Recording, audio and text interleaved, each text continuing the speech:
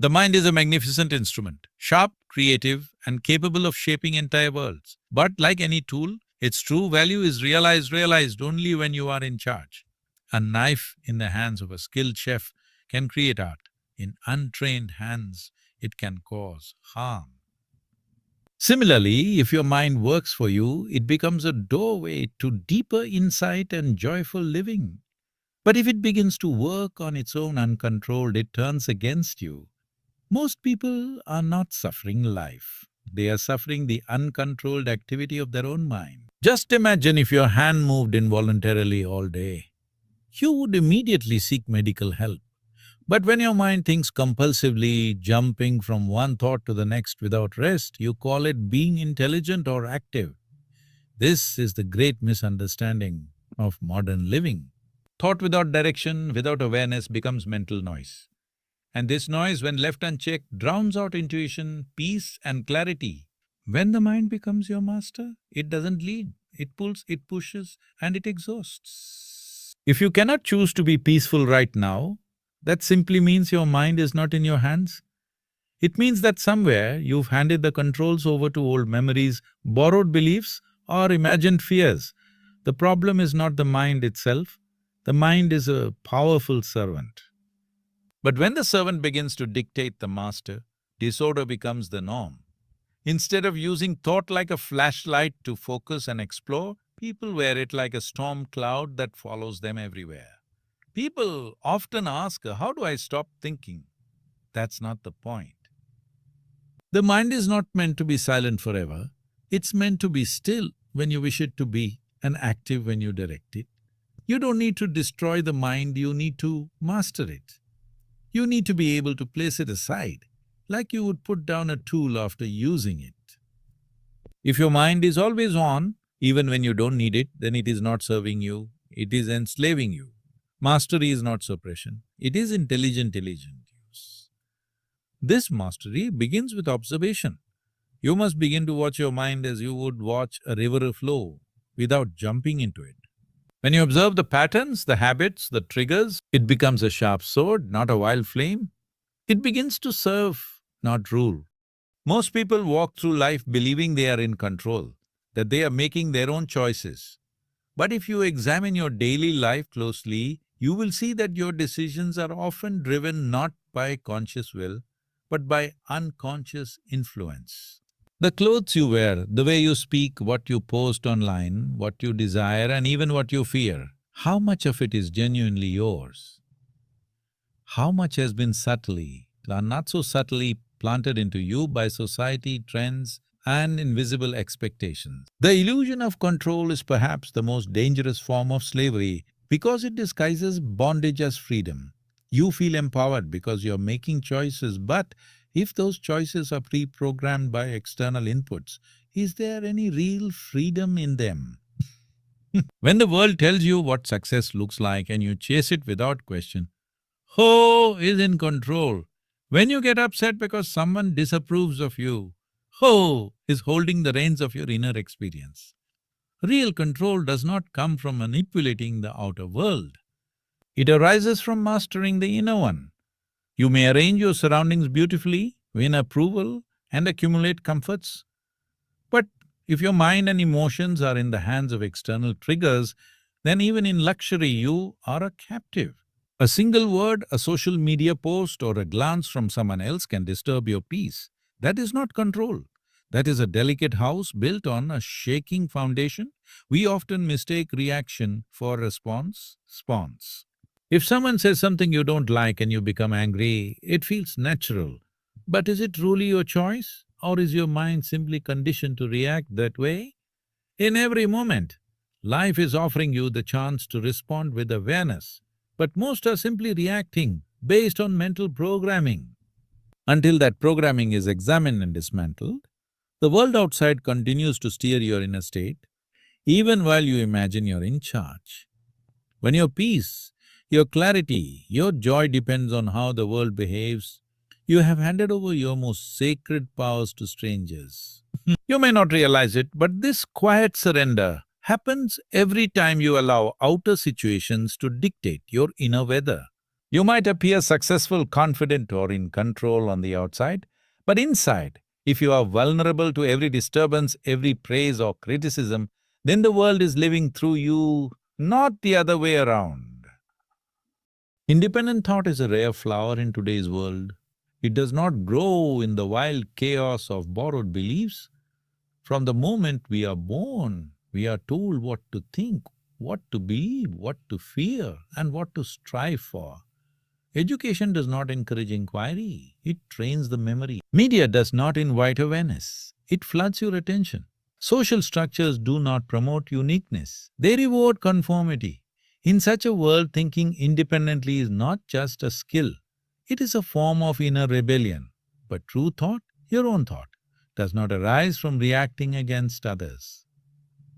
It comes from looking within.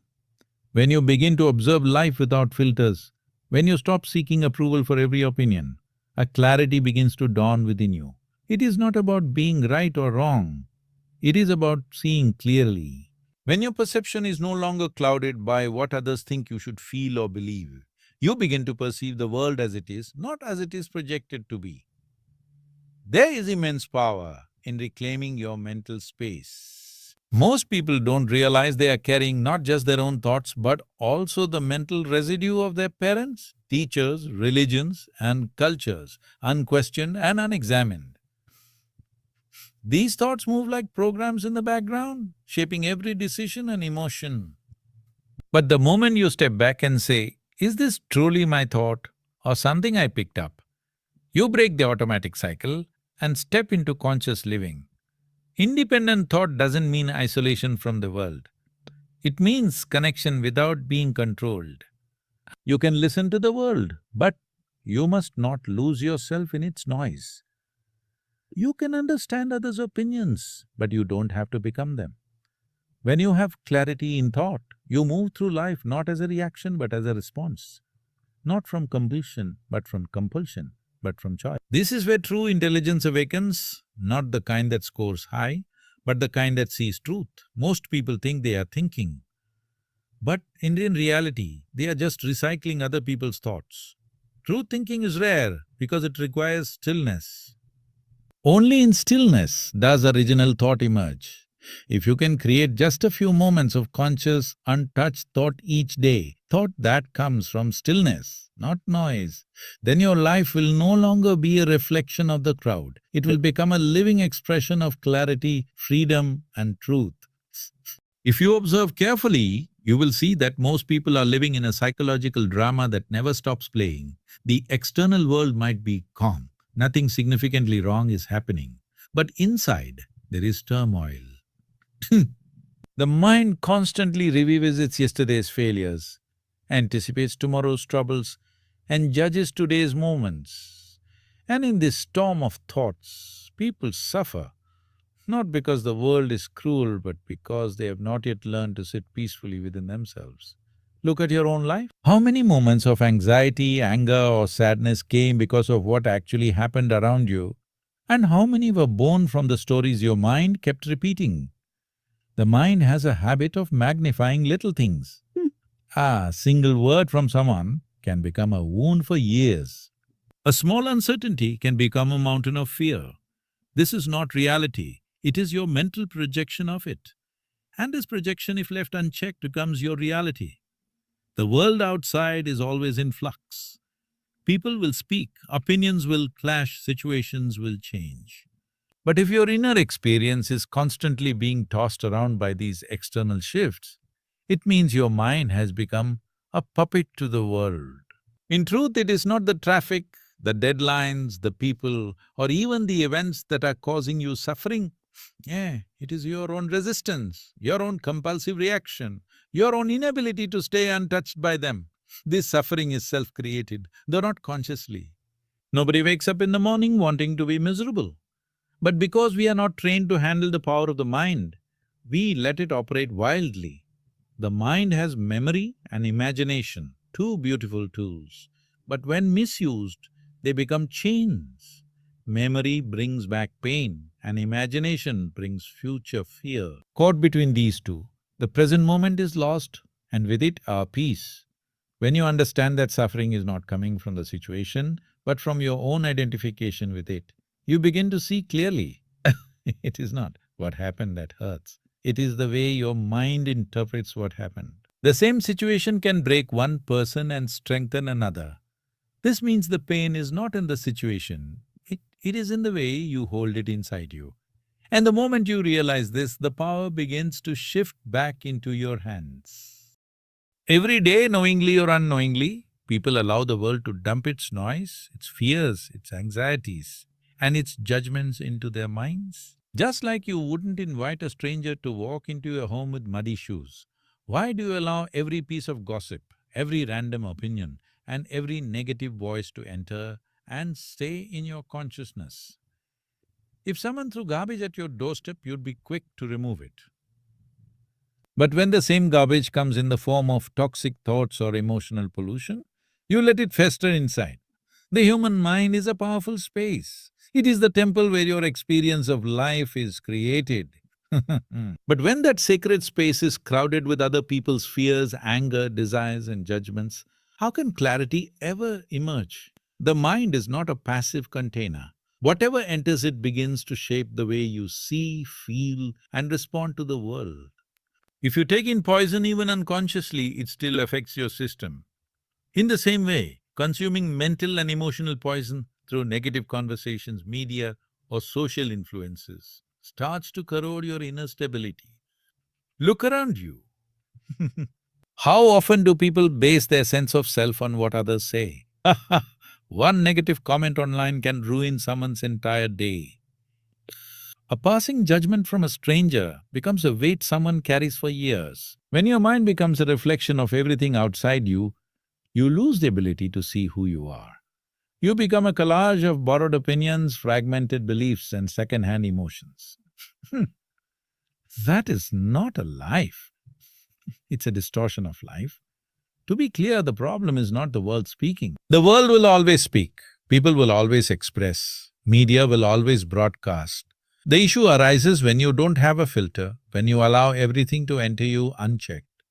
If someone shouts at you on the street, does that become your truth? If society celebrates one kind of success or beauty, must that be your goal? When you lack an inner compass, everything external pulls you in a different direction. In that chaos, your peace is the first casualty. You must learn to become selective, not in a rigid or fearful way, but in a conscious and empowered way. Be mindful of what you allow into your inner world. Not every thought deserves your attention. Not every voice deserves a place in your awareness.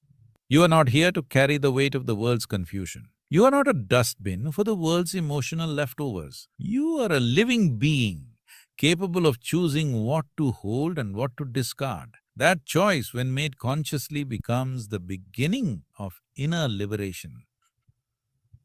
Freedom is often misunderstood. People believe it is about doing what they want, going where they wish, or saying what they feel.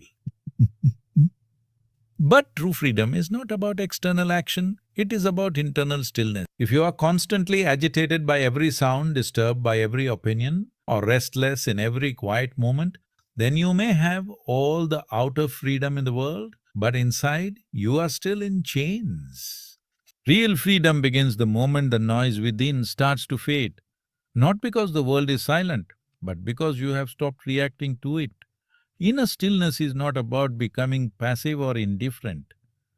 It is about finding a space within you that remains untouched by circumstances. Life around you will never be perfectly aligned. There will be opinions, chaos, beauty and madness. But if within you there is a silent center, a place that simply is undisturbed, then no situation, no person, no chaos can control how you feel or who you are. In that stillness, clarity becomes your natural state. You no longer need to analyze or react. You simply see. This stillness is not a distant goal. It is your natural state, forgotten perhaps, but always there.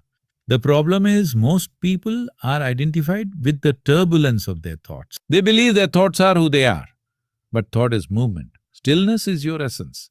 Just as the sky remains untouched by the clouds, your being remains untouched by the movement of the mind. If only you learn to observe rather than be absorbed. Stillness is not the absence of thought, it is the absence of entanglement. When you become still inside, you become powerful, not in a loud or dominant way, but in a deeply rooted way. Your presence begins to influence rather than react. People may speak, situations may shift, the world may roar, but you remain grounded. In that space, you no longer chase peace. You are peace. It radiates from you not because you have found it somewhere, but because you stop losing it to the world's noise. This kind of inner stillness is not taught in school, but it is the foundation of wisdom. You cannot silence the entire world. You cannot stop people from speaking, thinking, or projecting their judgments onto you. But you can create a space within that is so deep, so silent, that nothing from outside reaches there. In this space, you are no longer a puppet pulled by strings of reaction. You become the one who sees, the one who responds, the one who chooses. This stillness becomes your compass. It does not numb you to life, it awakens you to it in a way you've never experienced before.